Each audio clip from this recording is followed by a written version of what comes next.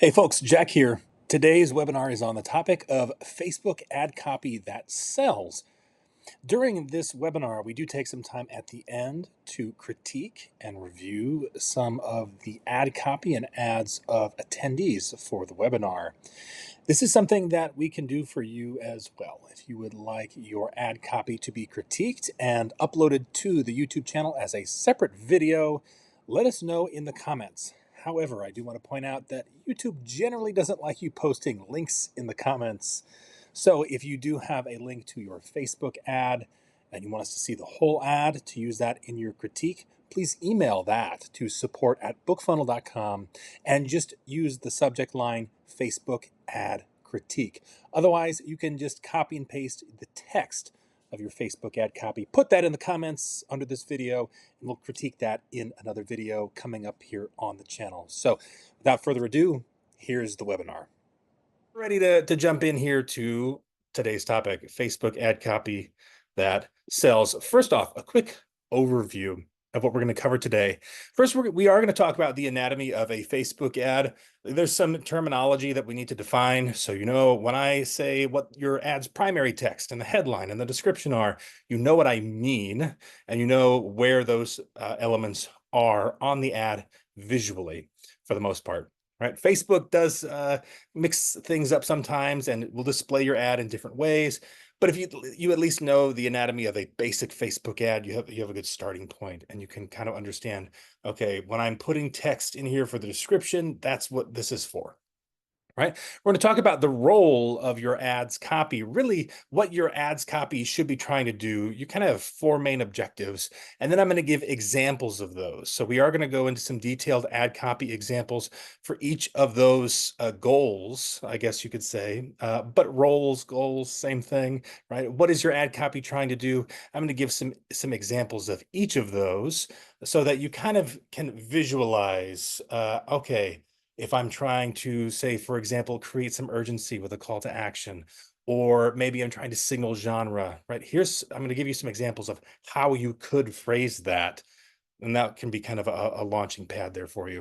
We're going to talk about testing and improving your Facebook ad copy, as well as then some things to avoid at the very end, because there are some common pitfalls that you can fall into. And then we will take some time to review your ad copy. I'm going to ask that if you do want to have your Facebook ad reviewed, just save that for the end when we get to that stage, when we do the Q&A and so forth, and then put it in the Zoom chat then. That way we don't have to go back through the Zoom chat history to find your ad there. You'll be able to also link us to your Facebook ad if you'd like to show us the whole ad itself, if you have a Facebook link for it, or you can just put your ad copy in the Zoom chat at that time. We'll also be taking questions at that point too. So if you have questions on anything we cover, you can put questions in the Zoom chat at any time. And we'll go through all of those. So if something comes up on a certain slide of today's presentation, feel free to put a comment in the Zoom chat. And for those of you watching the replay on YouTube, you can put that question in the YouTube comments, and it will reply on YouTube as well. So let's talk about the anatomy of a Facebook ad. And if you guys are on Facebook, you've probably seen a Facebook ad before. In fact, it looks very much like a Facebook post typically does. At least when it's shown in the main feed. There are obviously going to be some other places where Facebook ads are shown where it's not going to look exactly the same, but most of the same elements will be there. We'll talk about that a little bit later in detail, right? So this is just a quick and dirty kind of skeleton mock-up of what a Facebook ad looks like. So there's going to be an image or a video. The primary text will be above that. You'll have your headline, your description, and a call to action as well. All right. And so this is essentially how your ad is going to appear in most cases, especially in folks in their Facebook feed when they see the ad there.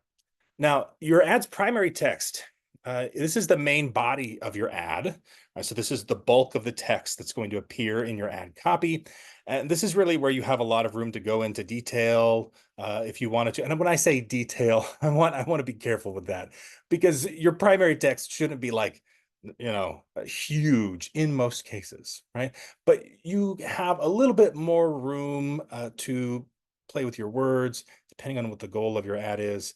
And you can aim at kind of different goals with your primary text. Whereas your headline and your description generally have to be a little bit shorter, right? So the primary text is going to elaborate on the headline, which might seem backwards because the headline is down here. I'll go into that here in a moment, but that is the way you want to think of it, right? The headline should be kind of a shortened snippet, and then the primary text kind of should expand on that. And it's going to be where you're going to provide value or indicate the value you're going to provide, really, and create a sense of urgency or interest. A lot of that is going to happen there in the primary text. Now, the headline's job is to grab attention, and it's going to set the tone for your ad. The headline may also sometimes be shown more prominently with Facebook's dynamic creative. So this is where I said how the primary text should kind of elaborate on the headline, even though in this case it's showing like above. Well, a couple things. Like I said here, with dynamic creative, sometimes the headline is going to be shown more prominently. Either it's going to be larger or it's going to actually be put at the top, sometimes in place of the primary text. In certain ad placements, your primary text may not even be shown at all. And so your headline has to be able to stand on its own. And then the primary text is you almost always going to be shown with one of the other two at least, if not both of them, right? So the primary text, well, it can do a little bit more heavy lifting because you have more room to work with. It's really going to be relying on the headline and then the description to kind of finish things out, right? So that's something to keep in mind. Something that you might see sometimes on Facebook ads is Facebook will actually they don't really expand the image, but they'll add sort of a bar up here at the top that is part of the image. And they actually use the colors. They have a way to identify the colors in your image so that they can kind of match that. They don't always do a great job, but right, they'll try to match those colors, and they'll take your headline and add it right there above your image as though it's part of the image itself. Right? So this is another case where, in that case, it makes the headline really big and it pops, and it's there to grab their attention. Sometimes it is down here, and sometimes that will be what they see, and then they stop scrolling. The primary text also, it should be noted, will sometimes get cut off. And so they might have to click, see more or something like that to see the full primary text. Right? So with that in mind, the description is there to reinforce the call to action. And you can see the call to action button right here. There will be a button. You can select the text that you want to appear in that button. Facebook doesn't allow you to customize it. So you can't put whatever you want in there. You have a few options to choose from, like shop now or sign up or things like that. Learn more, right? There's a number of different calls to action that you can use. And the description is really should be paired with the call to action, and it directly tied to it. So they reinforce each other. What do you want them to do? The description should be pointing them to that call to action. Right. So the role of your ad copy, any of the text that you're using, there's four main goals that we have here. The first one is going to be to grab attention and stop them from scrolling. You have to stand out from the crowd. Folks on their phone scrolling through Facebook, what's going to make them stop and look at your ad, right? So your ad copy, whether it's whatever part of the ad copy it is, has to be attention getting and it has to hook them. Right? So the very first job you have is to get them to stop from scrolling. Now, when we talk about this, oftentimes the ad image or the video, if you happen to be using a video, might come up. And the image surely does play a significant role in getting them to stop scrolling. But we're not talking about images today. Right? We're talking about your ad copy. And we don't want to assume, or we don't want to completely rely on just the image in our ad in order to get that to happen. Right? That's not what we want to rely on solely. Right? We do want to make sure that our ad copy is doing that as well. If our image is effective, and it should be, that's another conversation. It's only going to be helped by your ad copy. If your ad copy can get their attention, get them to stop scrolling, and then they can read the ad and see what it's about. You can't get them to stop scrolling. You've already lost, right? Now, you also need to connect with your target audience. So your ad copy needs to resonate with readers who are your target readers. Ask yourself, what are their needs as readers? What are their interests? And you need to then communicate to them, how does your book meet those needs? I'm going to obviously provide some examples of this here in a little bit, but things to think about. How well are you signaling genre? Right? If your target audience is science fiction readers, you want to clearly signal to them that this book will meet, it matches those interests or whatever needs they might have. This is something that I bring up pretty much in every single webinar, and I feel like this advice is worth repeating, so I repeat it every time. Those of you probably heard it, and you can probably put it in the Zoom chat before I even get it out of my mouth here. But the primary pain point for readers is running out of stuff to read. Right? They finish a book, they really enjoyed it, and then that author has nothing else to offer them, maybe because they don't have anything else in their backlist or what have you. This is why the advice of always be writing your next book is so important, because if you have more books, readers who really enjoy your writing will buy all of your books, and that's a great way to make more money as an author. You can you can see here, though, that when we're talking about the needs of your readers, we can get a little bit more specific. So that generic pain point is true, but what else do readers need? What are their other pain points? Well, they want a good story. They want a story that is going to be satisfying in a certain way, right? Whatever that happens to be. And your ad copy there is there to signal that this is going to be a satisfying read for you. This is going to be a book that you're going to enjoy, that you're not going to regret, picking up this book, right? You also need to establish credibility and trust. So how do readers know that your book is worth their time? I kind of mentioned this here when we're talking about connecting with your audience. You can tell them, right? You come out and say, oh yeah, this is a great book. You'll love it. How are they going to believe you though? Right? People are more likely to uh, believe a statement when it's backed up by others. So here, reviews, other social proofs, these are what's really going to establish trust and show that they're not going to regret their purchase. This can be as simple as quoting some of your reviews, including those in some of your ad copy. These can work really well in the primary text section, is where those would probably live in most cases, right? Although if you have a good one that's short, you could potentially fit that into the headline section of your ad, but you want to establish trust and credibility. So this is one of the roles that your ad copy plays. Right? And then lastly, we want to signal a clear call to action. Right? So what do we want them to do? They stopped scrolling. They've read our ad, at least partially, right? What do we want them to do now? We have to tell them what we want them to do. Your ad copy has to tell them what we want them to do. Now, that button can do a little bit of that work. Right? The call to action button there, right? That can do a little bit of the work there for you. But this is where your description really comes in handy. And again, works in tandem with that call to action button. So don't just rely on the button by itself. The call to action should be clear in your ad copy, typically in the description of your Facebook ad. So now let's go into some examples here. So the first thing was to get them to stop scrolling, grab their attention, get them hooked. So I have a few examples that I want to show. And these are examples that I have constructed. I haven't pulled these from actual ads, but they are based on some actual ads, right? I don't want to go out there and grab examples from actual ads that people are running just out of courtesy. Although when we get to reviewing some ads later, maybe we'll get some good examples there too, right? But one example here is starting off with a bold statement or something that's shocking, right? Right. So here, she's been dead for 10 years, or so they thought, right? A statement like that is going to, when somebody reads it, get them to stop and say, wait, what's that about, right? Something bold, something that's going to stand out, right?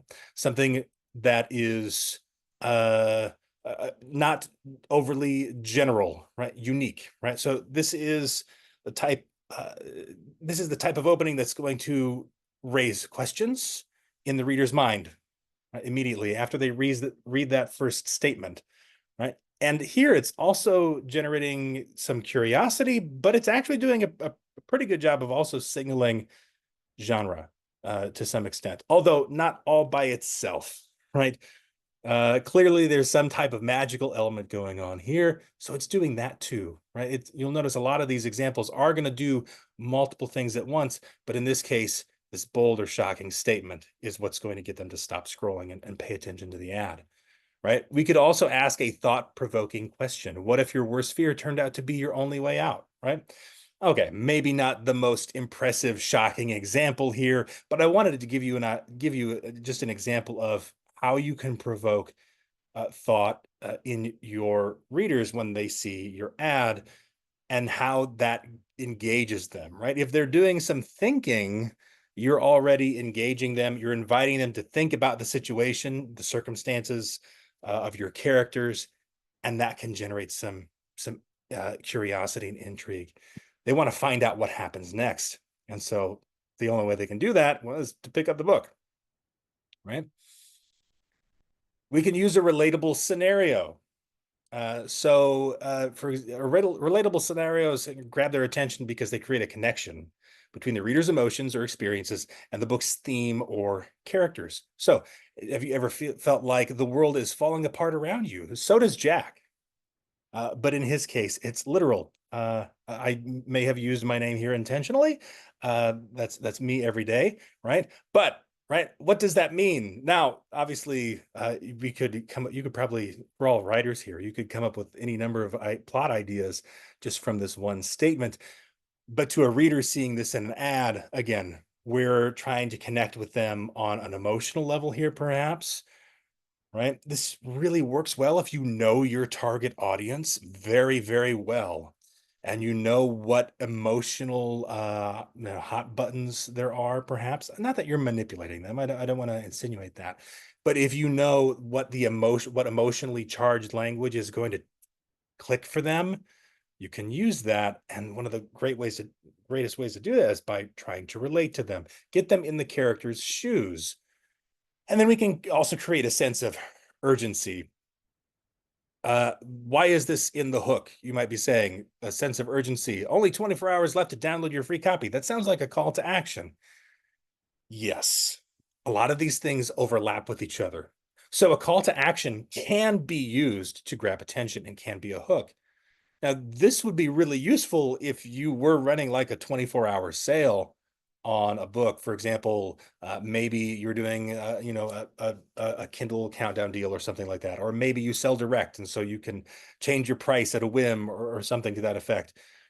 Probably a more advanced technique here, but you can do this and kind of flip things on its head and use the call to action to grab their attention. Now, you have to back this up. This can't just stand on its own. Right? You can't say only 24 hours left to download your free book. Download it now and expect the ad to work. You would still have to do some of those other things and fit them in there, but the call to action can also grab attention. So one thing to keep in mind, these things can overlap. That way you also don't feel like, okay, I've got to check off all of these boxes. If you have a statement or if you have a segment of your ad copy that does double duty, it can do two things at once. That's going to help the efficiency of your ad. If you have a call to action that also grabs their attention, that gives you more room in your ad to communicate something else, or probably most likely to simplify your ad so you're not cluttering it with a lot of different text, right? So urgency obviously is going to encourage immediate action. It makes the reader, in this case, feel like they're going to miss out if they don't engage right away. Again, we're kind of blurring the lines here a little bit with this last example, but I think it's still worth pointing out. So now we want to signal to our readers genre. We want to connect to them. So let's have some examples of connection building in our ad copy. So signaling genre and tone. This is something that we want to make sure we do, and we want to do it clearly. So step into a world where magic is forbidden, but she holds the key to its return, right? I think you can tell we're dealing with some sort of fantasy genre, right? It hints at forbidden magic, attracting readers who enjoy stories with strong, rebellious heroines and magical worlds. So in just the few keywords here, right? Magic, forbidden, she in this case, we're indicating the gender of the protagonist, which is sometimes an interest of the reader, right? Those words are what's going to signal genre and tone to our potential readers, and we want those to match up with their needs and interests, right? So we can evoke emotions that resonate with readers. In the quiet moments between battles, he found what he was truly fighting for: love, honor, and a second chance. Again, if we pull out some of the key words here, we have battles. So this is perhaps, uh, again, we could probably make this a little bit more detailed, right? Is this a fantasy story? Maybe we can clarify that here a little bit.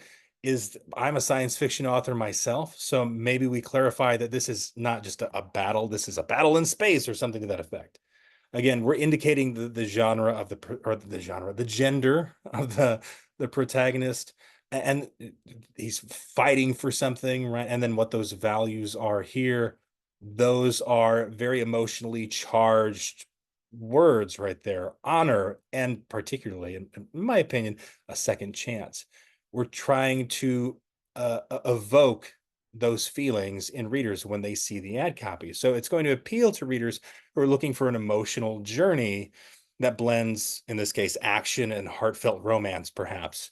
Right? We want to connect with those who love tales of redemption and love against the odds. But you could swap elements in and out here, right? If you don't write romance, maybe we drop the word love, right? Uh, but I think this tone probably would lend itself more to something more contemplative. Uh, we're talking about, like, in the quiet moments between battles. We're kind of implying that we're it's a more contemplative, heartfelt story, right? We can address a reader's desire or problem. So, looking for a twisty thriller that will keep you up all night? This one will have you guessing until the final page.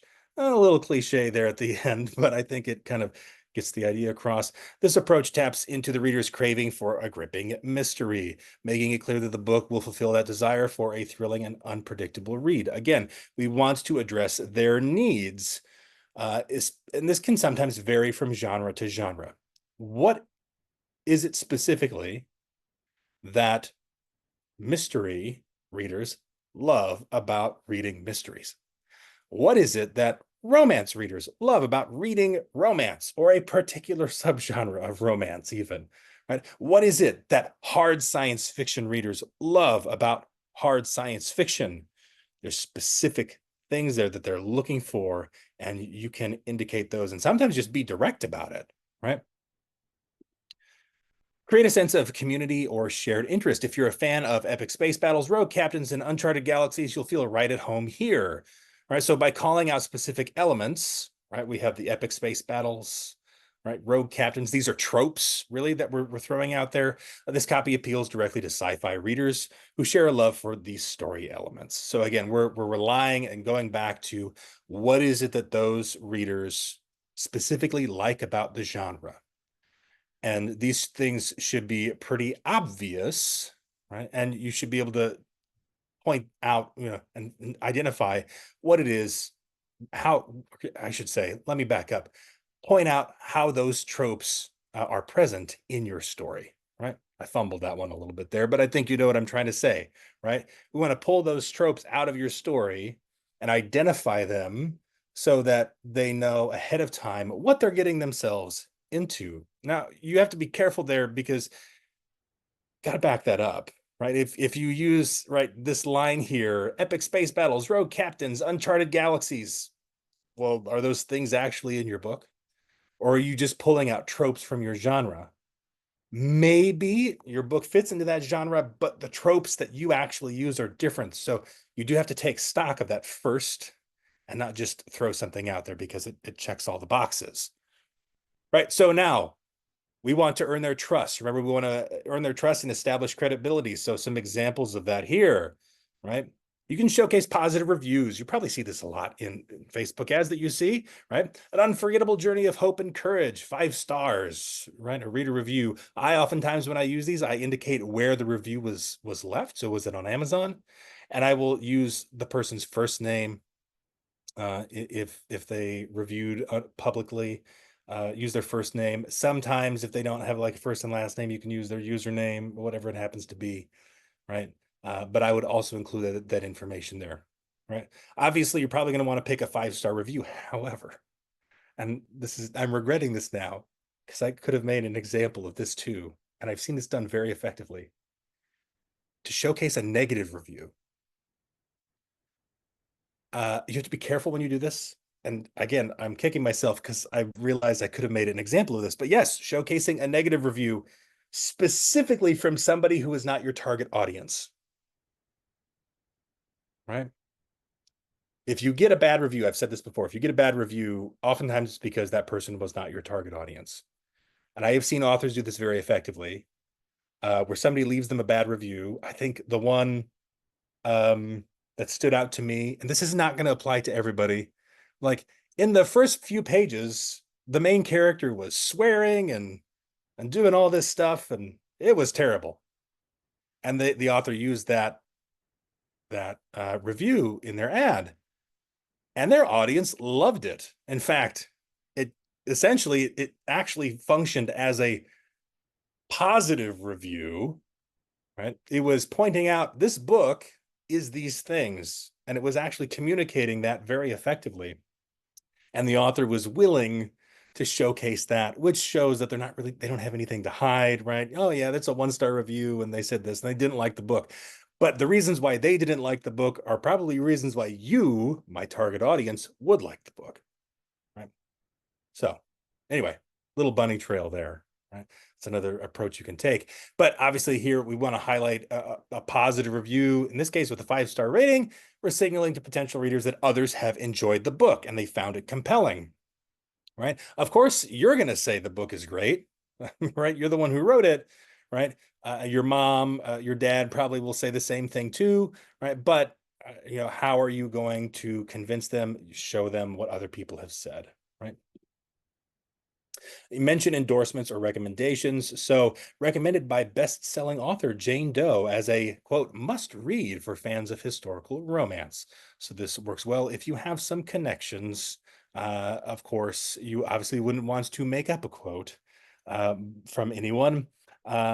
This is maybe one of my aspirations, but hey, if you have somebody that you know who is more prominent in your genre and you can get them to say something about your book, you can absolutely use that, right? I understand this isn't going to be possible for everybody, but by mentioning an endorsement from a recognized author, the ad copy is then leveraging that credibility of a trusted voice. So this, in this case, is not a reader. We're talking about somebody who, in this case, is an author or otherwise an authority, right? So to not ignore my nonfiction authors here, right? Is there a trusted authority in not your genre necessarily, but in your field of study, right? If you're writing a book on astrophysics, right? Could you get a quote from Neil deGrasse Tyson, for example? That's just one I'm going to throw out there, right? But obviously, whatever would apply in your case, right? Somebody who's respected and who already is trusted and has credibility, and they can lend that to you. Right. So highlighting notable achievements. So over 10,000 copies sold and counting. Join the readers who can't get enough of this gripping mystery. Right. I think really the first line of that there is perfect on its own. Over 10,000 copies sold and counting. Something to that effect. This is going to establish, again, credibility by showing that the book has been well received. If it's sold that many copies, well, people must like it, or it must be interesting at least. Right? Readers do pay attention to those sorts of things. So if you can communicate that information and indicate that there's some widespread appeal to it, right? That can be to your benefit. And then refer to reader community or popularity. So join thousands of readers in discovering the epic fantasy series that's captivating fans around the world. This is kind of a rephrasing of the previous one, perhaps, but in some other cases, maybe if you're doing an ad that's trying to promote your reader magnet and you want people to join your mailing list, primary primary call to action is for them to sign up for your mailing list. Well, you could be saying that you have this community of readers, right? How big is that community of readers that you engage with? Maybe in that case, it's not just selling your book, but the community itself. is something that you are offering. They can be a part of that, right, by joining your mailing list or what have you. Right, so this ad copy is going to build credibility by indicating there's already a strong reader community or fan base around the book, and that creates a sense of trust, but also belonging. Right? It's not just that they want to trust you, but they want to belong. Right? They want to be in the club, so to speak. Right. And now, obviously, onto the calls to action. Some examples here for you. Right. So, again, emphasizing urgency with a limited time offer. Right. Download your free copy today. Offer ends soon. Don't miss out. Okay. Really basic there. Right. It could be a good place to start. Right. But I think we're getting the point across. We want to emphasize urgency. Right. Offer ends soon. In that case, is really the part that emphasizes urgency. Don't miss out. Right. Language like that. This call to action is going to create urgency by emphasizing that the offer is for a limited time. This can sometimes be hard to organize with Facebook ads, because you'd have to like actually put an end date on the ad, and sometimes people, you just want your Facebook ad to be up there and running and that sort of thing. So this isn't always applicable, but you can use it to your advantage if you are going to be offering the book for free for a limited time, or you're going to be offering it at a certain price for a limited time. You can definitely leverage that to your advantage for an ad that's running for a short period of time, right? I guess to back up, the one thing to consider though is just make sure that the ad doesn't keep running after the offer has ended, right? Because that can happen. If your offer ends, the ad needs to end so that there's no confusion there, right? We want to be direct and simple. Start reading The Shadow's Path now. Click to buy your copy, right? Start reading. Click to buy, right? We're telling them what to do, right? So a straightforward call to action. It clearly instructs readers on what action to take next. This is going to make it easy for them to follow through on what it is we want them to do, right? If you have a great image and maybe a great primary text that resonates with them, indicates all that, but then you don't tell them what to do, it can actually create some confusion, even what your ad is about, right? Are you just trying to generate some awareness about it, right? What do you want them to do, right? You have to kind of direct them. We can create curiosity with the T's. So ready to uncover the truth, right? Here we're actually disguising the call to action, right? In the previous example, start reading, right? Well, here we're saying ready to uncover. Again, we're using that verb, but we're in a more subtle way, right? Grab hidden secrets today and start the journey. That's a little bit more direct in this case, but to uncover the truth, right? Or delve into or dive into, right? A more disguised way of calling them to just pick up the book, right? This call to action uses a question to spark curiosity as well, inviting readers to take action by finding out what happens in the story. Right? We're promising that there's going to be something satisfying, that there's going to be a satisfying story there that they can uncover the truth in, and that's going to be what we're going to create curiosity with. Again, you can see some of the overlap here with these elements, right? So we can use an invitation to join or explore, join thousands of readers. Here we are again, going back to establishing credibility, but you'll see how we can do double duty here. Join thousands of readers and dive into the Lost Empire. Click to start reading, right? Join, in that case, is the verb. It's telling them to join all these other readers, dive into. You'll notice that we're using specific action phrases. So this call to action invites readers to become part of a larger community, fans, encouraging them to take the next step in discovering the story, right? Oh, there we go. Now, let's talk about testing and improving your ad copy. So with all the examples I've given, you can sit down and you can write an ad with primary text, a headline, a description, and check off all those boxes, right? Your description might be where you focus on the call to action. The headline might be where you want to indicate genre and connect with them, right? And in the primary text, you could show a review to generate some trust and credibility and expand on it from there. And then you put your ad out into the world. How do you know that it's actually going to work, right? How do you know that it is going to convert? Because right, the title of the webinar, Facebook ad copy that sells, we want to sell books. How do we know? And how do we improve on our existing ad copy? Because you will. You will need to improve on your existing ad copy. It's not a one and done scenario. So A/B testing is one of the first things you can do. You can run two ads side by side. Facebook even has an A/B testing feature that allows you to do this pretty seamlessly. And I would recommend having one key difference between those two, maybe two at the most. Right? This can work best if you already have an ad that's pretty dialed in. You've been doing this for a while and you know that the ad copy is pretty solid, but you just want to tinker with a couple things and see if there's a few improvements you can make here or there. So A/B testing can be pretty effective for that. However, if you're just getting started out, one of the pitfalls here is that you don't even necessarily know what ad copy to start with, right? So I don't recommend A/B testing right out of the gate if you're doing your very first Facebook ad. This is for testing two specific versions of your ad copy against each other, right? Now, we also want to track as much data as we can. So if you're selling on Amazon, use an Amazon attribution link.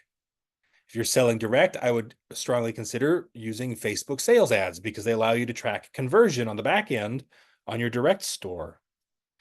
There's other tools that you can sometimes use to track some information, and they're not all perfect, right? By any stretch of the imagination. But if you have access to more data, because Facebook is going to tell you how many people were shown the ad, how many people clicked on the ad, but Facebook doesn't necessarily know what happens once they, on the back end, wind up on Amazon or what have you.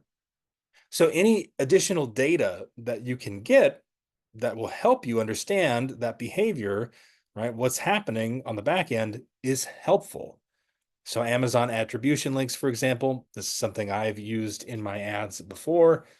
It can be, I guess I would say, not 100% reliable. I'm not trying to I do still think it's a useful tool, and this is why I mention it, but it's not actually going to tell you every single individual sale, but it can kind of give you an idea of the general trend. So if you increase your ad spend, for example, you should probably see in the sell through on your Amazon attribution link kind of increase with that. That's an indicator that you're seeing some carryover, that the increase in your ad budget was effective.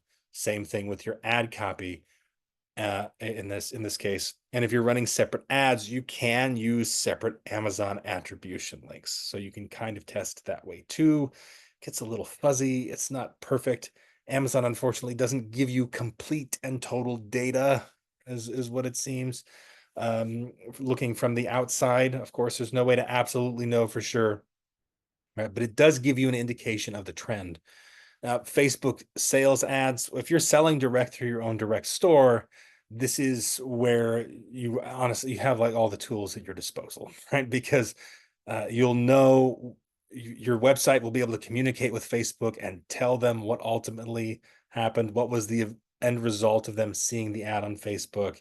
You can track all that information with more detail. So if you really want to know, that's an option for you, right? But if you're not selling direct, there's still some ways you can get some additional data, right? And then we also want to lean into dynamic creative.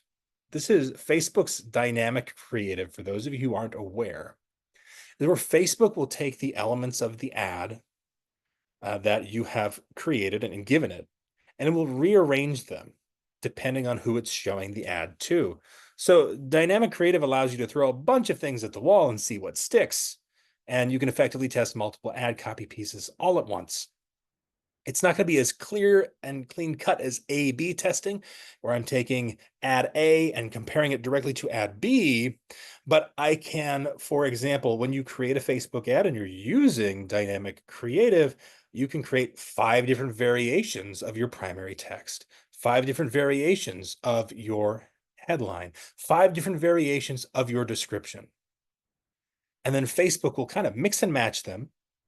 And you can go back and look at the data and see, okay, all of these headlines, this is the cost per click they got, which tells you if this headline had a lower cost per click, right? Generally speaking, and it was shown, right, it had about the same amount of impressions, right? But it's getting a better click-through rate. Right?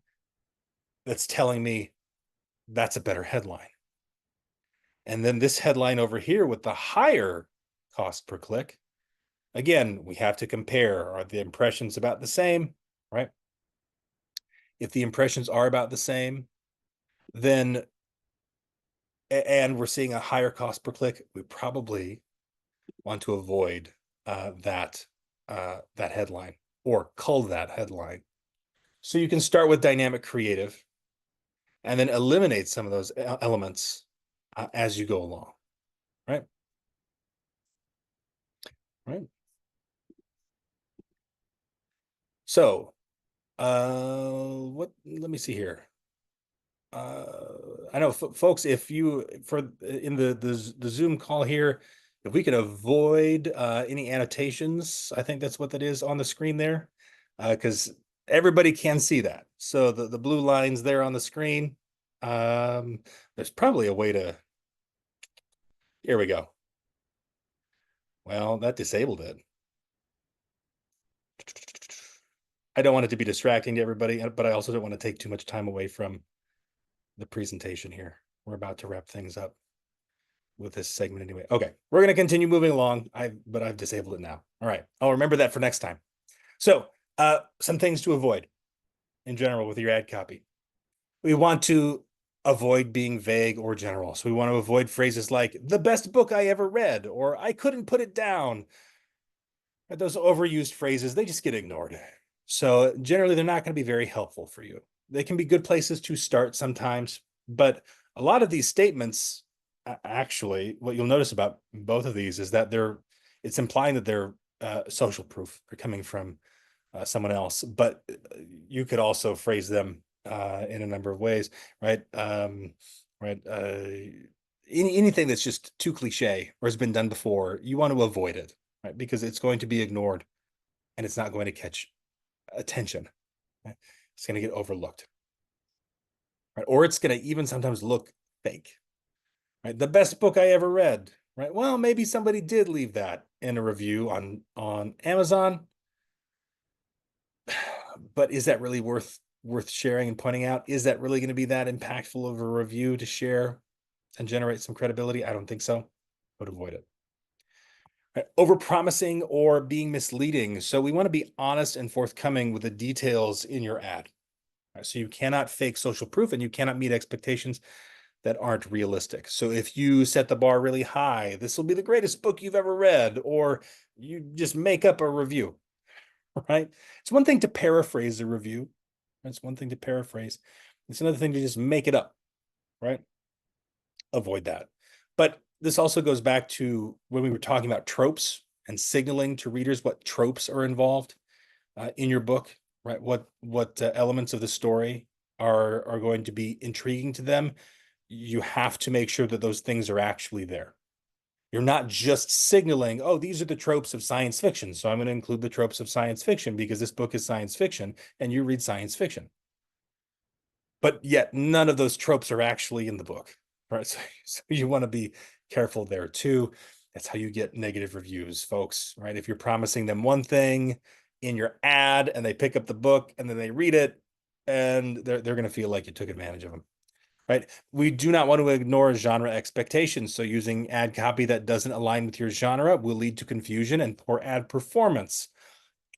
Excuse me. This can either be because the ad copy is too generic, It doesn't signal genre at all, or you're accidentally signaling the wrong genre, right? Or there's an element that's just like kind of confusing and stands out. Now, this you got to be careful here, because if you are too heavy-handed with the genre signaling that you do, you can communicate something that you're not intending to communicate, but you're trying to put readers through a filter as they're seeing your ad. What is it that they're looking for? Are they looking for a rebellious heroine, right? We want to indicate that in the ad very clearly if that's the specific subgenre that you're writing in, or whatever genre it happens to be, right? So lean into those, don't ignore them. Having a weak call to action. So without a clear call to action, readers may not know what the ad is wanting them to do. And so a call to action delivered with a lack of enthusiasm or confidence is also a recipe for disaster. If you're like, I hope you like my book, or hey, check it out. I hope you think it's good, right? Something like that, right? It's a very weak call to action. Be direct. Tell them what to do, right? And be clear, right? There are times where calls to action that are a little bit more general are fine, right? The call to action that comes to mind for me is check it out, right? Check it out now, right? Well, what do we mean? They're not checking out a library book, right? If that's what we want them to do, if we want them to check it out, what are they checking out, right? Probably not a call to action you want to use when you're trying to sell your book on Amazon, because we don't want them to check it out. We want them to buy. We want them to purchase the book, right? Now, and there's also maybe some room for confusion in that phrase, check it out, right? Because what do we mean? Like check out the book? Are we hinting at Kindle Unlimited here, or like, again, the library book example I gave, right? We don't want to be confusing with our call to action either, although that one can work generally in some cases. We want them to pick up the book now, right? Start reading, right? Those are the things we want them to do, right? Tinkering too much with your ads can also be a problem. Let your ad sit for a while before you make any changes to it. You need enough data to know whether or not changes are necessary, right? So if you check on your ads every day, this is not necessarily a problem if you want to keep track of things, but I would not make changes. I would wait at least a week, if not longer. And once you're dialed in, those changes should actually be less frequent. So don't tinker too much. It can be very tempting, especially if you're using multiple options for your primary text. Excuse me, your primary text, your headline, your description. Maybe you have 5 options for each of them. It can be really tempting to go in there and cull and eliminate some of the weak ones early on. Give it a little bit of time, at least a week, and then you can make changes from there. And then if you've done that for a while, I would give it a little bit more time as well, right? Sometimes I wait even a month in between making any major changes, as long as everything's going smoothly, right? You can't just ignore your ads and leave them on in the background. You do have to check in on them, because if something stops working, right, you do need to adjust, but don't feel the need to go in there and constantly be making changes to your ad, right? And then you really want to avoid playing it safe. And here's what I mean. So your ad obviously needs to stand out. If you're doing the same thing that everybody else is doing, or some variation of it, this can be a good place to start. But you need to find a way to break through the crowd of other authors who are also trying to get readers to buy their books. How do you stand out? You need to try new things that other authors aren't doing, and you need to be different. And there is inherent risk in that, right? There's some inherent risk in doing that. So it means that you have to take a look at what everybody else is doing and do something sometimes contradictory, but that is going to get attention. And this is usually in that arena of getting their attention, where you're going to do something different, where taking risks can really pay off. I'm not talking about taking risks in, establishing credibility, right? Usually it's getting their attention. Be bold, stand out, do something different from everybody else. And that it might take you some time to feel comfortable with that if you're just getting started out. So you can start safe, but at some point in time, if you want your ads to stand out, you have to do something different than what everybody else is doing. Some examples that I have seen, and these are going to be some odd ones here, perhaps at first they might seem. Obviously, there's using a shocking statement, something like that. Totally fine. The example I gave earlier of using a helpful negative review, right? That's an example of doing something different. Although it's been done before, but it's not typical, right? So when it does happen and you've got a good example of it, it works pretty well. Another thing that I've seen authors do is they put their entire first chapter in their primary text of their ad. Probably not like starting right away. Maybe the top line or two is the primary text, and then there's like a break. And it just says, hey, read the first chapter right here, right now. And they can just start reading right then and there. Might be a good idea to then have a strong call to action at the end of that, but that's something different. Is it going to be effective for you? It's effective for some, right? Maybe not others. Another thing that can be used here is emojis.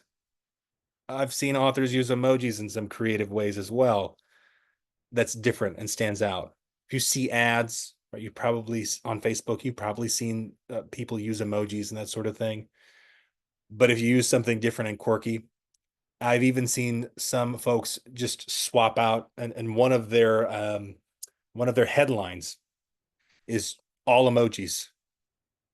Now, it's depending on how you do it, that's a little bizarre. But for example, just putting 5 stars in the headline, right? What is that implying? Right? They're also essentially mini little images, and so they can grab attention in that way as well. So those are just some examples of doing some things different, thinking outside of the box, and not just doing what everybody else is doing. All right. So it is time now to review some of your ad copy. If you would like us to, we'll also be taking questions at this point as well. Kelly is here with me. How are we doing, Kelly? I'm good. How are you? Good. Let me see. Emma's around here too, somewhere. Oh, she Um, is? I didn't see yeah. her. There we go. I'm just gonna get these. There we go. Get those off the screen. Good deal. Okay. Okay. So far we only have a couple of questions. And So we'll get. I answered everybody's questions perfectly You then? did. You did such a great job. Yeah, exactly. Um, okay. So Catherine is asking, Jack, where is the best place to put this earn their trust element in the description, in the hook? Where would you put that? Gotcha. So you have a few options. I would say your headline is a possibility, but your primary text is going to be probably the best place to go. Primary text of your ad. Because if you're using a reviews, it could be a little wordy. You need the room to establish that. It's really about how much room you have. And also think about the fact that the headline is sometimes going to have to stand on its own. So if all you have is the headline, does it communicate enough information, right? So do you have, for example, if we're still using the establishing trust element, do you have an example of a review that establishes trust and signals genre? That could be a good place, a good one to use as your headline, provided that it's not too long, right? So you kind of have to see what pieces you have and put them where they fit. Generally, I'd say you can establish credibility the best in the primary text. You can list even multiple reviews in there. Although if you're using some phrase, like join, 10,000 copies sold, for example, that could fit well into the headline. Maybe not the strongest one on its, it's in terms of standing on its own in all situations. But I think the primary text is where you're mainly going to want to do that first. And then you can experiment by going outside the box there a little bit. Even in the description, right? To tie it to the call to action, right? If you were to say, for example, join, gosh, now see, this is where, coming up with ad copy takes some thought, right? So I'd have to sit down and think about this, but something along the lines of join, 10,000 readers who enjoy this book, pick up your copy now, something like that, right? And tie that to the call to action. That's maybe a little too wordy. I would pare that down a little bit as an example. But you could use it in each place. It's just that the way you go about it is a little different.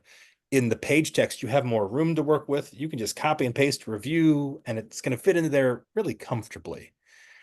If it's going to go in your headline or it's going to go in your description, it has to be really short and punchy, and it has to do the job quickly, and it probably has to do more than one thing.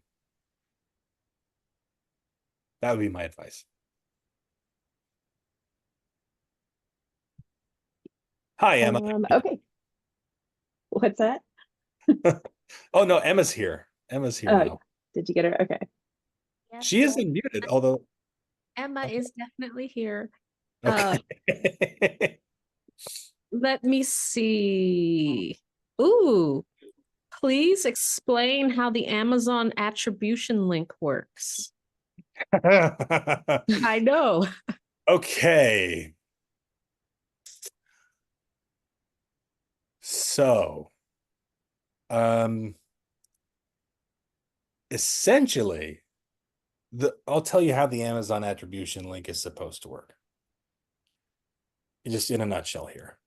You take your link to your book on Amazon. You plug it into your Amazon attribution, which, by the way, if you have a KDP account, you can use. It's not something additional that you have to charge for. You can just set up and use it, and you can put in to that your link, and it spits out a link that has a whole bunch of other stuff at the end of it. So it's going to land on your same product page on Amazon. So if somebody goes to your primary product page, or they click on an Amazon attribution link, to them, it's not going to appear that anything is different unless they pay attention to the URL, right? Which most readers are not. They're not going to even know, right? Only other authors are going to know, right? So the URL will look a little different, have some additional tracking details on the end of it. And that just means that if somebody lands on Amazon through that attribution link, Amazon will track their behavior then once they are there. However, the tracking is not perfect. It's intended to track purchases, and it can also track page reads.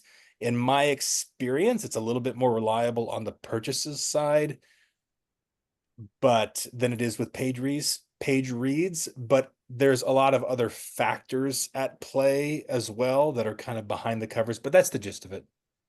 I do see a question here about an Amazon Associates link. That's a different type of link. So an Amazon Associates link is where you're making additional commissions off of the items that you link to. From what I understand, it is against Amazon's terms of service for you to advertise your own Amazon Associates links directly in that way. Right? But you could say, for example, use an Amazon Associates link for your own book and put it somewhere else, or point an ad to another page where that link is, right?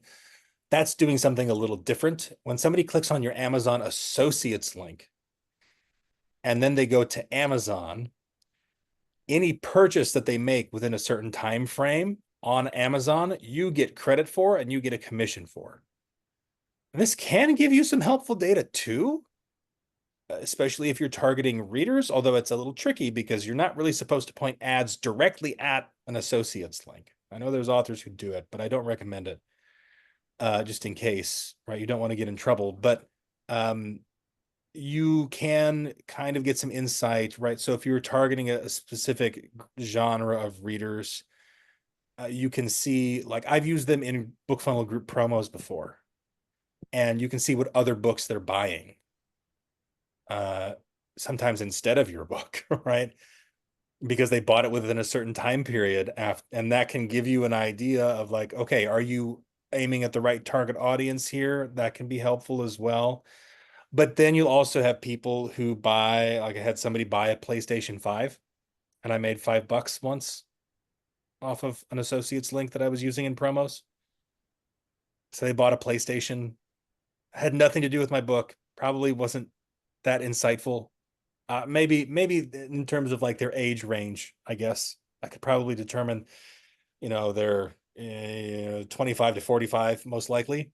But that, you're going to get other data like that with an associates link that's different. And really the primary purpose of an Amazon associates link is actually to make money off of those commission incomes from sales.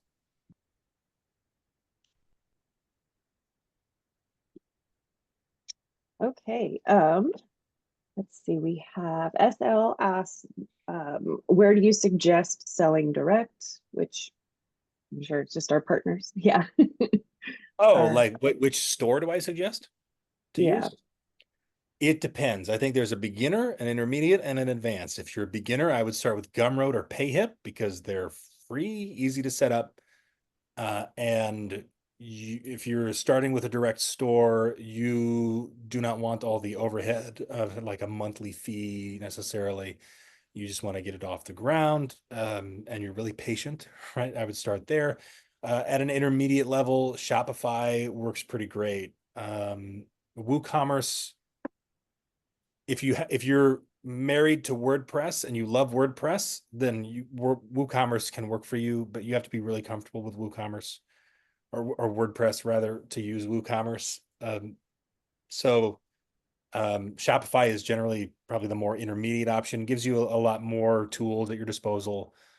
And then if you're advanced, Thrivecart would be what I would recommend.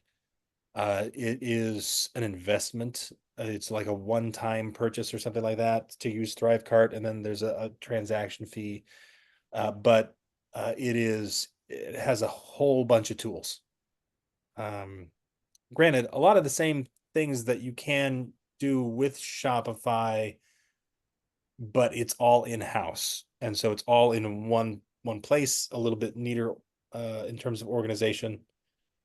But that's kind of what I recommend. Start with PayHip or Gumroad, and then Shopify is a little more intermediate. Shopify does cost you money, so that's why I don't recommend it for somebody who's just beginning with a direct store, because you might be spending more money than you're actually making on the books you sell at first through your store. Right? But Shopify is generally gonna give you a lot more tools. Good question. Okay. Next is Paula. Would you do anything different for nonfiction than fiction? I think the same elements are the same, right? You can sometimes it's a little bit easier though, right? So, for example, connecting with your readers, with their needs. The needs of fiction readers are a little bit more abstract, and there's buzzwords and things like that you have to connect with them on, and that can be tricky. If you're writing nonfiction, it should kind of be like it should be in the title almost. I feel like, right, whatever your nonfiction is about, what purpose is it trying to serve? And there are certain genres of nonfiction, or certain categories of nonfiction, I should say, where that's probably a little bit more abstract as well. Like, for example, poetry. Maybe blurs the lines a little bit sometimes between fiction and nonfiction, but yeah, I think we had a poetry question last week about when we were talking about blurbs. I'd say the same thing. That could be a little hard to indicate. But if you're writing nonfiction on how to pass the SAT, or you're writing a nonfiction book on some self-help topic, right? Overcoming loss, right? Maybe the loss of a parent or something like that. I think you have some very, very clear ways to connect with your potential reader that fiction writers can sometimes struggle with. Then otherwise, it's the same sort of thing. You still need to establish credibility. A lot of that is pretty much the same whether you're writing fiction or nonfiction. If we're talking about hooking them and grabbing their attention, you don't have those, right? Depending on what the topic is, right? You can't lean on like something too fantastic, right? Because you're writing nonfiction here, something grounded in reality, but you can still, do something shocking or that's going to get their attention. So I don't think you necessarily have to. You do want to be careful depending on what topic you're writing about in nonfiction and how you go about approaching it. Because some topics being more sensitive, you may need to be careful. But in other nonfiction topics, you can still just be just as in their face with certain things and like use some bold and maybe even controversial statements to gain their attention. I wouldn't do that if you're writing a book on overcoming loss, for example, right? You're going to take a different tone with that. But then again, that goes back to how you're connecting with your readers. So generally, I think it's the same. Now, for the most part, the same elements are there. The same elements are there.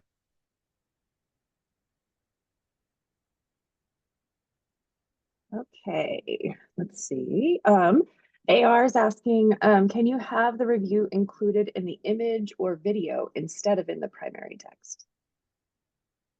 You can. And this actually is it's kind of the hidden fourth place where you can put text, right? Is in the image itself. This can be tricky. If you do it, you got to be careful not to overdo it. Or you got to be careful about how you execute it. Text and images can work. I would just suggest that you are very choosy about what text you include in your images. And then we're kind of getting into a conversation where now you have to test multiple images. So if you're doing this and you're using dynamic creative, I would recommend that you would have a version of the image with no text and a version of the image with that same text.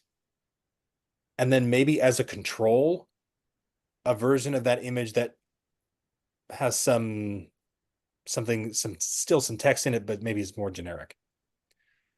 And test those three and see, okay, if the image that's just the image performs best, stick with that. If the image that has a review on it performs the best against the other two, the control and the one without any text on it, then that's indicating to me that, hey, then it's working and you found a good balance. But there's a lot more variables at play there. There's a lot more variables when you're putting text in an image. So let's see. I think we do we have some links to ads here to take a look at? Yep. We actually, that's where we're heading next. Yes. Jim Christopher has dropped a link in the chat for you. Let me know me if you need it again because I saved it. Yes, I'm gonna stop sharing that window.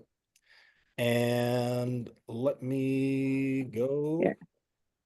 There, it's the bottom one there. Oh, I'm opening. Sorry, I was opening a new window here. Oh, gotcha. Opened up. Okay. And let me share my screen. Here. I think we're here. Okay. So, all right. So this is Jim's ad. So we can see here, kidnappers are about to destroy Carmen's life. When they're done, she'll thank them. Right? Ooh, So I like that. that bold, shocking statement right at the beginning, right, of the page, the primary text. So See Red is the new kidnapping / vigilante thriller from award-winning author Jim Christopher. Readers are saying, "Holy moly, I finished the book in 2 hours. It's that good. Action upon action, following more action right from the start. That's what you can expect." And then here, I'm guessing we've got our, first of all, I should see if I can zoom in on this a little bit. There we go. All right. So there's another element here that is also you're seeing, because you're seeing 3 lines of text. And so this first line here, Amazon.com, this is the display URL. We didn't talk about this specifically when we were talking about the different portions of the anatomy of your Facebook ad. But that is there, and this is the display URL that you actually get to put in yourself. And so this ad is not going to go to just Amazon.com, but you're kind of communicating to them where they're going. This also does a little bit of work establishing trust, right? So Amazon.com is a perfectly fine example to use here. I've seen other people do like Amazon.com/Kindle Unlimited if they're trying to indicate this is a Kindle Unlimited book, something like that, as another indicator for that. So that's good there. Our headline, heart-stopping thriller, 99 cents. So again, here, what are we doing? It's a heart-stopping thriller. We are connecting with our reader here. What are they looking for? We're clearly and directly indicating genre. It's a thriller. And then we're also indicating price here as well, which isn't bad. I'd be curious to know, Jim, how that, that's if you've used other variations of the headline with or without the price. I don't think it takes away from anything. Obviously, 99 cents, that's going to, that is in and of itself, stating the price isn't always explicitly a call to action necessarily, but you're like removing a hurdle, you're removing a barrier. And so it makes the call to action a little bit more effective. Ebook, paperback, and KU. And so we're communicating here what formats it is available in. This is where for this line, we're not necessarily tying directly to the call to action, but that's not always necessarily a problem. And so I'll zoom back out here. I don't need to be right. You'll see what we have. We have we're doing a great job of grabbing attention here with the first line. We're indicating genre very strongly in multiple places. And then we have what these statements from these readers. And I don't know if these are reviews or what exactly they are. Holy moly is pretty funny too. It's humorous. So I do like that that bit there. And then so maybe the one part where there's some room for improvement is connecting to the call to action a little bit more clearly, right? Because we're just kind of listing off the formats that are available. The 99 cents does a little bit of the work there for us, but we could be a little bit more direct. However, you're checking all 3 of those other boxes. So sometimes what you might find, and maybe Jim can attest to this because this is his ad. Sometimes what you might find is actually that if you've got all the other elements going and everything else is working on all cylinders, you can let some of the others be a little bit weaker and your ad can still be effective. What I would say is if this ad is effective the way it is without a super strong tie into the call to action, right? Then I wouldn't be too worried. Is there, unless there's oh, there is more text. Okay. Well, here we go. I saw the ellipsis and I'm like, because this is in a different format than what it typically looks like. So, okay. So there's more. I'm sure Jim is probably shouting at me in the Zoom chat right now. So, okay. Edge of my seat, right? We have more statements from readers. This is great here. Bloody and visceral, leaves you rooting for the bad guys. Good. I like this here. Maybe we could maybe pare these down a little bit, make it a little more concise, and just kind of focus with some of the ones that are a little bit more in your face. Like, for example, this one, a very entertaining read. This to me just reads as kind of boilerplate, very general. It's a wild ride. Again, these statements might be genuine. Actual readers made these statements, and that's fine. I don't think they necessarily contribute much of anything. And if you have text in the ad that's not contributing, it's just taking up space, and it's kind of by default distracting. So, and then here we do have a more direct tie-in. Don't wait, new release discount price of 99 cents this month only. Okay. So if I had to complain, the only other thing I would say is that, yeah, the description here could be a little bit more direct, and this is where some variation of this line might be helpful down here, because you'll notice even I had to click to see the rest of the ad. So this call to action is going to be under the fold for some folks, so that you do have to keep that in mind. Sometimes they're only going to see this much of the primary text without clicking, right? Something like that. So that's why this statement works really well and does a lot of heavy lifting. I would try it out with some variations where this line or some variation of this is down here on the description to tie in with that call to action. All right. Very cool. Okay, so our next person who put their ad up for review is Renee. Let me just copy I do that. have to say one more thing. Kelly, if you can get that link there.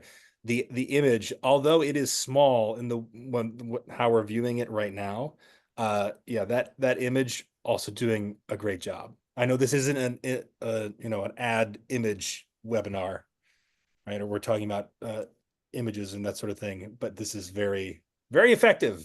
Very effective. Right. Okay, I dropped Renee's link in the chat. Copy that. Okay. Let me just see if I can. This is gonna. Sometimes it pulls it up in feed. Here we go. Oh, it's gonna take us a moment. Here we go. All right. So I'm gonna actually. So you'll see. This is a little bit more what it's typically gonna look like in someone's Facebook feed. So from reader's favorite, the thrilling plot kept me riveted to my seat the entire time.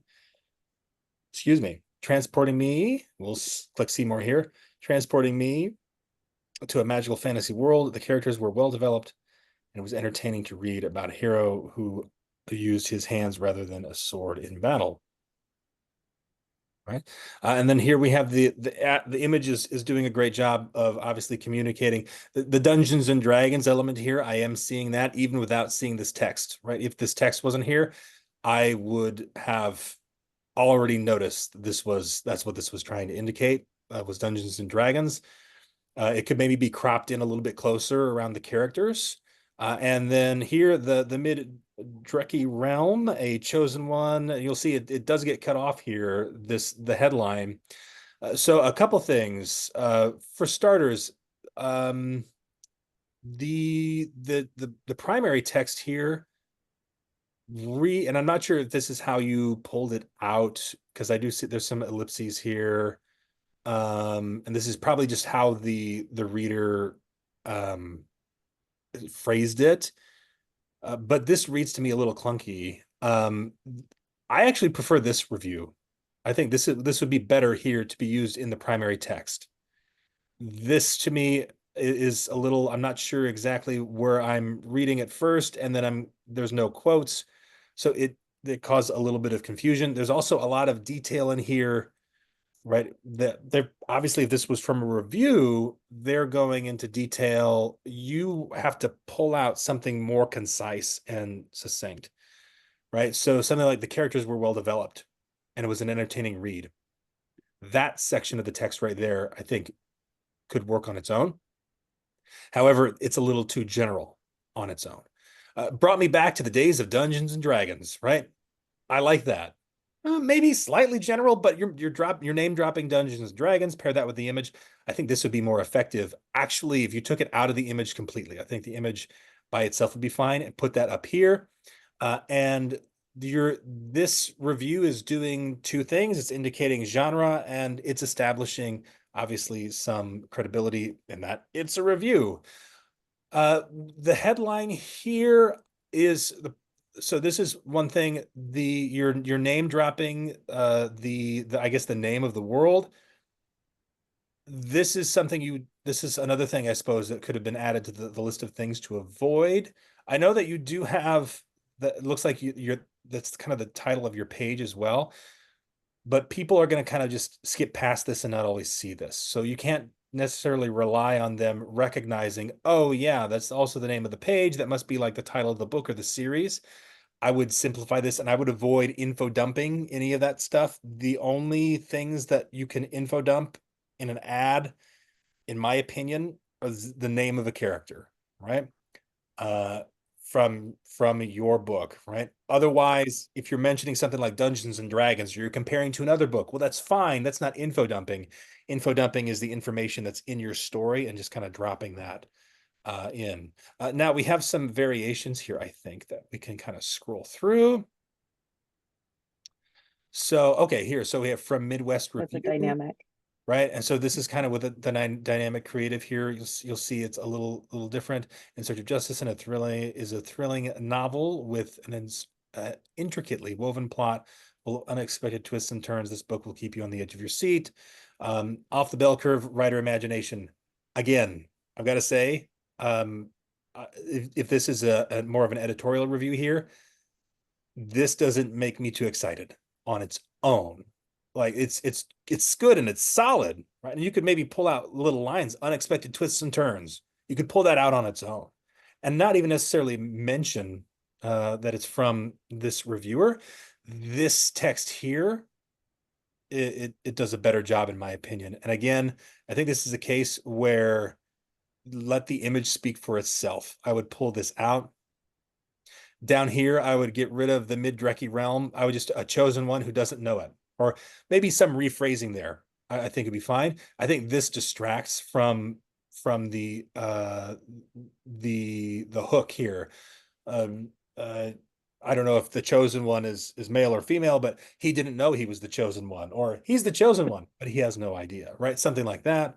Let's look at a couple other variations here. Okay, so we've got a video. I don't know if I'll be able to play that here now or not. Maybe I can. Okay, so it looks like this is just kind of, again, using, I think Facebook will do this sometimes where they can kind of zoom out on the video. And kind of, what's it, in-stream video is what it is. Yeah, I think I've seen that before. It's like they just kind of they zoom out or they zoom in. Right. And you'll Yeah. see here, this is where Amazon is also kind of with dynamic creative.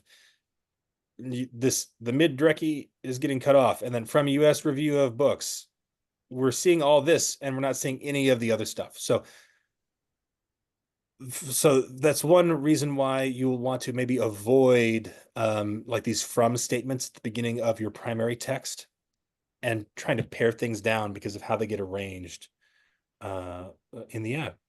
Let's see, these are in-stream banners. Okay, here's a good example. This is an in-stream video, so people scrolling through reels and things like that.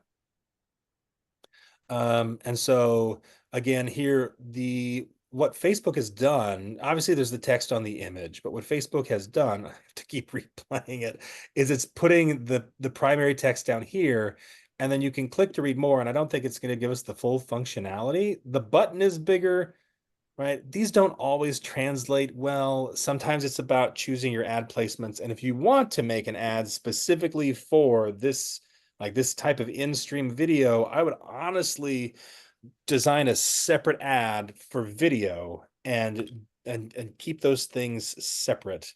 And then you can craft the primary text and the headline and all that stuff specifically for how it's going to be shown in video. So yeah, that's just would be some of my thoughts. Did we have any more? Okay, we have one more. Well, we Okay. actually have two if you want to do Emma's too. Oh, Emma. That's not necessary. I was Yeah. just throwing down the gauntlet. That's all. We'll get Emma's. We'll take a look at Emma too. We have to. Okay, well, this is Catherine. Give me one sec. Let me drop it in here. There you go. Okay. Opening this in a new page here.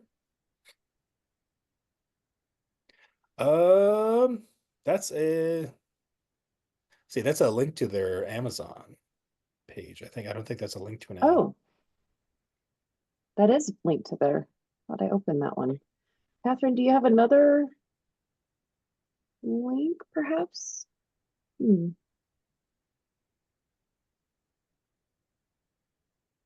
But Looking at Emma's got this. hers, right? Oh, no active ad at this time. Oh, I Okay. think they had asked earlier if they have to be active, and I think they do. So if they don't have the Facebook page. Nice. But Well, the meeting here's what I'll do though. she did add some text from the ad. So here, I'll just drop that in there. There we go. Okay. Okay, so the ad text that you have here in the Zoom chat, here's my latest launch day ad description. Oh, that's you telling me. I thought that was part of Yeah, the ad. that's me telling you what Catherine had put. Okay. Sorry. Reader alert. Grab this just released contemporary romance on Amazon for 99 cents. Hashtag today only, hashtag contemporary romance. Okay, so we've got a good, strong call to action. Reader alert is trying to hook, grab their attention. Maybe not. It's a little general, right? Reader alert. Let's get it maybe a little more specific. What type of reader are we looking for? Contemporary romance readers. Um, find something a little more specific to that audience, right? Because reader alert could mean anything. You're like readers in general, but you are clearly mentioning that this is a contemporary romance. And it just released, right? So grab this just released contemporary romance on Amazon for 99 cents, right? So that's good. And now here, if we're looking at your blurb here and everything here, like what I thought is that I can point out from this what are some elements that you might want to use in your ad. So the first thing when I see your ad copy, there's no image, of course. So I'm assuming like this right here, I think would make a pretty good ad image on its own. Right? Just a zoomed in uh on the book cover, that element of the book cover. But obviously you can use some others. But we have, and we are talking about the same book here, right? Yes. We are. Okay. Just making sure. Because I saw KS more and I had to just okay, very good. So yes, yeah, I would use that. You could find some other images that work well. This here, to me, looking at the cover, I see this as like I'm guessing this be a dad and their child, right? So I don't know, son, daughter. The title is Her Story, so perhaps this is a father and daughter. I don't know. That could maybe be a little bit more clear just from the image itself, but it's obviously that this is in Colorado. It's set on a ranch. I don't get that from the ad copy here, right? So right, not to be too on the nose, but something like howdy readers, don't use that. But in place of reader alert, I work with a bunch of Texans, so I'm used to saying howdy to them all. It sets them at ease, right? Makes them feel welcome. I'm an Iowa guy myself, so we use howdy up here occasionally too. But I'm all joking and kidding aside. I love Texans, right? But something like that, that's kind of what I want to replace that with is like howdy readers or hey y'all or something like that that immediately indicates the subgenre because I don't think we're just working with just a contemporary romance here, right? And it reminds us how even though life may lead us down one path, it's never too late to follow your heart. This, I'm just pulling this out here. This to me, that's an emotionally connecting line there. 7 days to make her fall in love with him again, right? So Mac and Samantha share a history, though she remembers none of it after a traumatic brain injury. Okay, so right here, this traumatic brain injury, right? This is where we could have some like really bold line at the beginning. Um oh gosh, and this is something I'd have to sit down and think about. Um, but Well, I think that up in her like up, I guess it would be her like subtitle, but A Summer to Remember, A Love Forgotten. That right there could be kind of a tie for that heading yeah, or primary. well, it's not as like doesn't punch you in Succinct. the nose. I want something that punches Yeah. you in the nose. Um, so this 1 week, like 1 week has 7 days to make her fall in love with him again. That to me is like the holy that grabs my attention. Um, and so you could sit, Mac and Samantha share a history, something about, them falling out of love. It's because of this traumatic brain injury, and he has 7 days, right? Condense all of that into some big punchy boom. Yeah, Sophie, I see you in the Zoom chat. Thank you. Lasso this deal.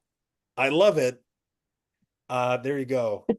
That's what I would go with. But yeah, that's I think one of the elements that's missing here is some initial line that just punches him in the face in a good way, in a good way, and it's doing multiple jobs. It's connecting to the audience emotionally.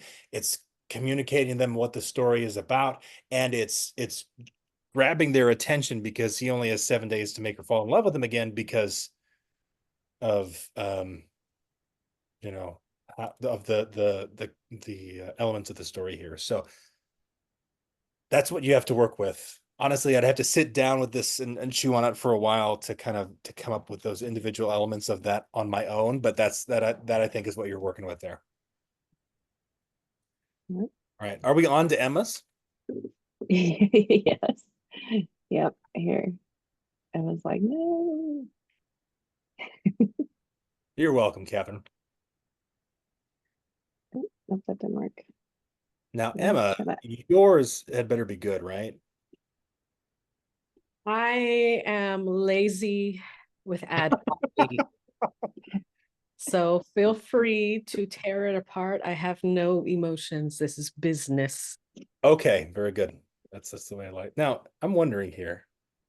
Okay, I can see some other. Okay. Emma Allison, fantasy SFR and PNR author. Okay, and that's just the page title. Running from phase slavers, survival depends on submission to the immortal sorting. Some obvious, you know, genre indicating terms there, right? I'll be claimed by an orc in exchange for protection. The price, a life of servitude. Right, Commander Uther. I don't know how to pronounce it either. Bach. Bach is it a very throaty? I don't know. Sorry. Bach. Bach. Fearsome Orc Warrior. We'll just go with Uther. Fearsome Orc Warrior claims me in exchange for protection, but he wants more than a concubine. I'm the woman he chooses to be his wife. Meet an Orc Warrior who It's slays. the dagger. Kills, slays. Yes, Yeah. kills. Okay, I get it. I get it. I read the ebook for free. Okay, and we have the link to the ebook and the print, and we have some hashtags here. Okay, awesome.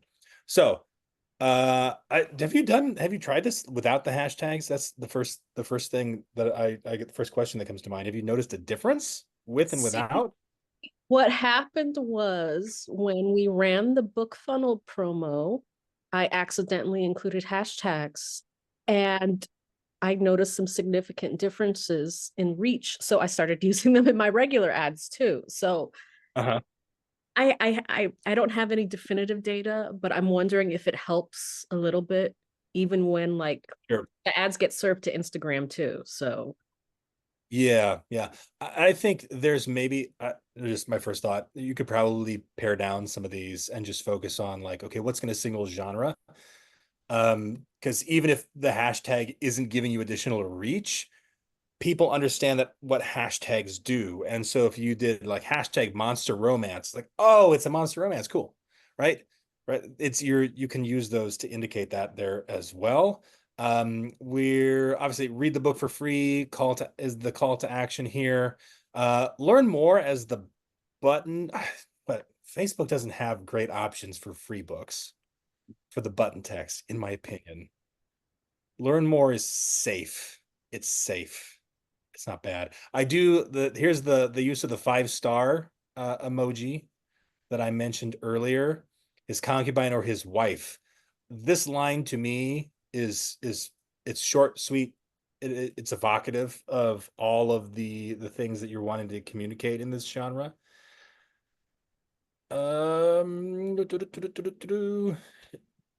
I feel like anything. This first line here, it does a good job of indicating genre. You have the word like submission and so forth there. Obviously, this is what the genre is about. It feels to me like it's missing some of that punchiness, if that makes sense. Uh, Power. right. Like maybe swapping this one out, even a life of servitude. uh, something to think about there a little bit. Obviously there's no direct like establishing of trust here, and which is, I don't blame them, because Emma, I'm teasing you. That you don't have reviews or anything like that in here. That might be the one thing that's missing. But if you're hitting all the other points and they go to Amazon and they see the reviews there, it might work. I don't know if you do you have a variation of this that has any reviews in it, or is that something that you typically use? Yeah, I do have variations, and you should click and show them where the ad is going to. I want them to see the power of Oh, book. here we here we go. Okay, and so this is going. I see now. Okay, this is going to a free reader magnet. Awesome, right? So right, they're downloading for free. And This is your custom off the theme, folks, so you too can customize your landing page. yes. I do like especially how it matches the did you use Canva for this? I actually redid this during the webinar that During did. this webinar? No, on author themes, way back when Oh, you were really? Okay. custom thing. I was like, you know what, let me Right. play along. So, Because Canva has a color palette generator. You can upload an image and it will give you a color palette. And yeah, I exactly. like the red in the cover and then the blue at the top. I see you're mimicking that here. So yeah, that's good. So I think the only thing here, right, if I'm being nitpicky, right, obviously I think paring down some of this, I know the links in the ad is another thing that sometimes can work, especially if for the people who do click on to see more, to see the full page text. The purpose of this, and Emma, correct me if I'm wrong, but the purpose is that if they expand the primary text, it's going to hide the button. And so then the link is here for them to click on anyway. Is that kind of what I'm gathering? so I took Mal Cooper's class, and this Right. that is designed to base off their advice. I Yeah. know for certain that the print link is there because you will see a slight uptick in Right. sales. So there's no reason not to include it. Right. I don't quite recall why that ebook link is right there, but I think you're onto something. The psychology of read the ebook free and then right away, I don't have to scroll down and miss a half Yeah. second. I can just click right there. So Let me see if I can open this again. I yeah, there's a kind of. So like if I'm reading now, this isn't exactly how it would look like in my feed, but if I were reading this and this was enough to hook me, and then I go down here and I click the button, that's great. yeah. But if I expand this, I still have a link to click. So Emma, Sophie says that he looks prickly. He should. He is a fearsome orc warrior with a cinnamon roll on the inside. So Uh-huh. Yeah, I think the only thing that's really standing out to me is missing, because I mean you should know the effectiveness of that yeah. yourself. Is that there's an element of like establishing credibility that's missing, and maybe if you don't want to be like throw because this is a free, maybe you do have some good reviews. Maybe. Sure you Absolutely. do. I'm not trying to sound disparaging. I'm sure you have some good reviews you could throw in there. Like how many copies have you given away for free, or how many copies have people downloaded? You could throw that in there too, maybe. I I think might actually adjust that and take out some because I think you're right. Some of those hashtags are redundant, yeah, and then use a bit of that white space for right. for the review. Yeah, and then there's some simplifying that could be done here, maybe, arguably. I don't think that this is bad. You have it separated nicely. It feels like there's maybe some redundancy here too. You're trying to really establish, if you could establish the theme and the genre in 2 lines, I think it would be more concise. And if I'm being honest, Uther is fine. I would drop the funky last name, unless that's a trope No, it's not. of orcs with No, I actually agree with you. pronounced I last name. agree with you on everything you said. And this is similar to the blurb webinar where we all have a tendency to tell people to kill your darlings, like pare it down as much as possible. So Yeah. thank All right. you Jack, for your feedback. Yeah, absolutely. Absolutely. All righty. Does I think that looking bring through, I us? think we got everything. Yeah. Good deal. Good deal. All right. So let's see, we got through today with quite a bit of detail. Yeah, I hope you found. I was trying to focus on those specific examples. I think the hardest thing to do when you're sitting down to write a Facebook ad is to just come up with the ad copy itself. And then you have to slot those things into where they go. If I had to summarize, right, take some time. If you're a beginner, a newbie, I would recommend dynamic creative and experiment and test and see what works that way. That's what I would recommend that you do. So you have different variations of your primary text, different variations of a description, different variations of a headline. This also gives you practice writing those. Use Facebook's dynamic creative, let the ad sit for a while, and then you'll also be able to see what was the most effective in practice. So that's helpful as well. That would be my advice for those of you initially starting out here. Catherine, I do see in the chat, asks, remind me where those bottom left 3 lines go in. So I think when we were looking at the ad, right, there's those bottom 3 lines there. The top one is the display URL. That's I mean, we didn't talk about that in detail today, but that's the display URL, and then it's the headline, and then it's the description. Typically, is how that works. Right? That's kind of the anatomy of it. This webinar will be uploaded to YouTube. Hopefully, we'll be able to get it up there later today. If not, I'll get it up by this evening. If you would like your Facebook ad to be critiqued, it could be a fun topic for another video on the channel. However, posting links to anything in YouTube comments is not usually recommended. So maybe I got to think of a way to do some more critiques on Facebook ads for those who would want me to. I don't know how in demand that would be, but that could be an interesting thing to do. But if you have questions, obviously you can leave those on the YouTube channel. For those of you who are probably watching the replay right now and are on YouTube, you can leave your comments here on the YouTube video. But otherwise, you can also follow up with our author support team directly by email, support@bookfunnel.com. Next month, of course, we will be at Author Nation towards kind of the beginning of the month. And then for those of us in the States here, we have the Thanksgiving holiday in November as well.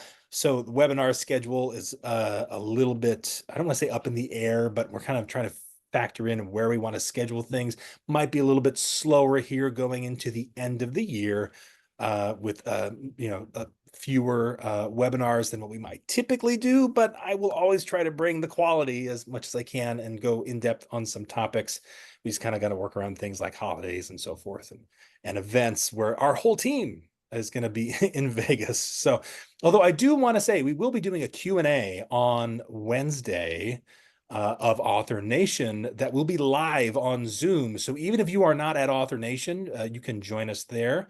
If we can get a link, Emma, I think you've got all the links usually.